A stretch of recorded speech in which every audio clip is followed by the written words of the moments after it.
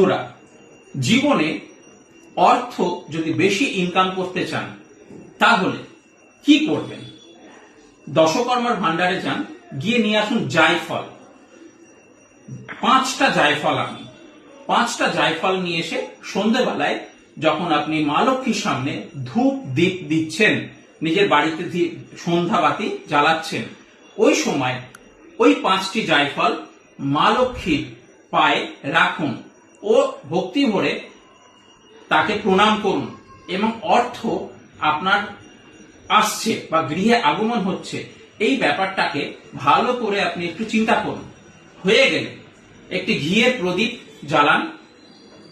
1টি করে জায়ফল প্রত্যেক দিন করবেন, এটা 1টি করে জায়ফল ওই ঘিয়ের প্রদীপে জ্বালিয়ে দিন মা লক্ষ্মীর সামনে।